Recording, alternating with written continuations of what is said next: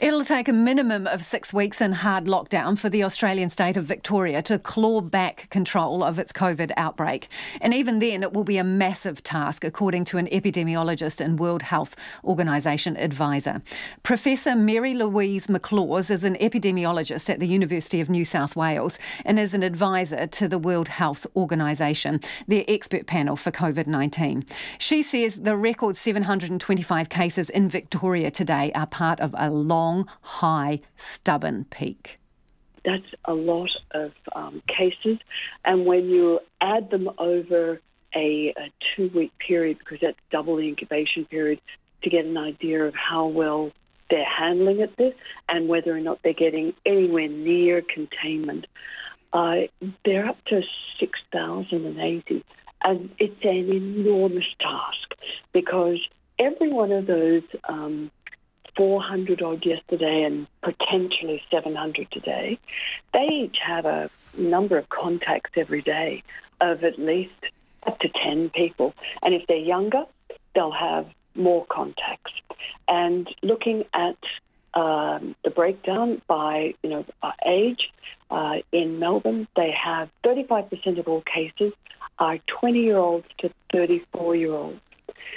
So they fulfill either a great social connection, lots of people, and they also are potentially underemployed and are casually employed across several work areas, which means that if they are infectious, a couple of days before they start showing symptoms, if they're not keeping their mask on all day long at work, in the lunchroom, in the bathroom, everywhere, and keeping their hands from contaminating high-touch surfaces, it's going to be very difficult.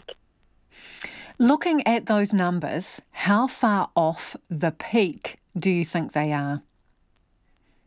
Well, I've been tracking their numbers and plotting it for a 2-week period, and they looked as if they were hitting their peak towards late July.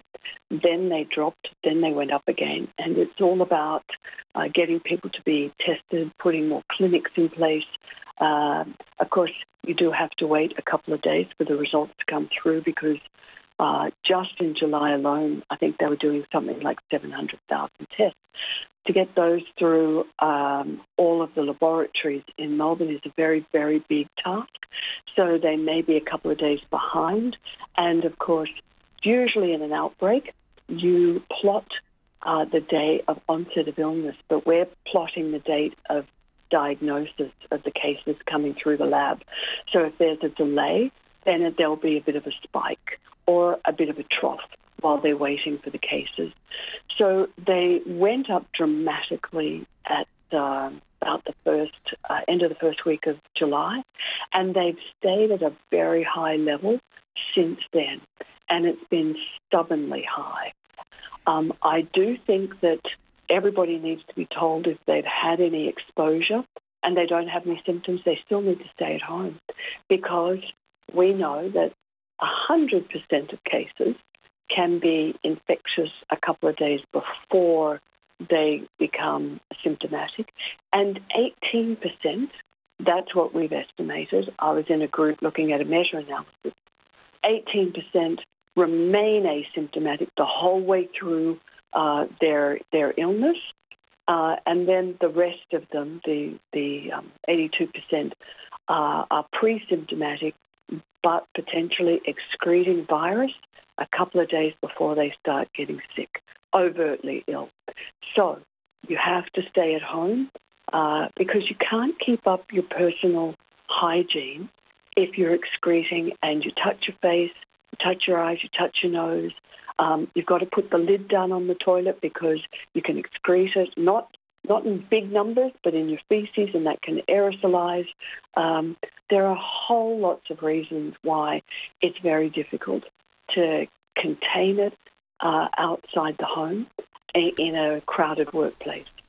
So, given all of the factors that you have outlined and the numbers that we're still seeing from Victoria, how much can a lockdown achieve this late in the piece? It will achieve its goal. It will just take many weeks.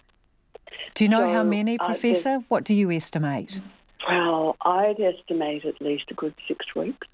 An increase in numbers always happens fast, but trying to get it down always happens slowly, and it's because we're always behind in the data. If we look at New South Wales, how does that state avoid ending up in the same strife that Victoria's in? Wear a mask immediately in public. Now, the numbers don't look big.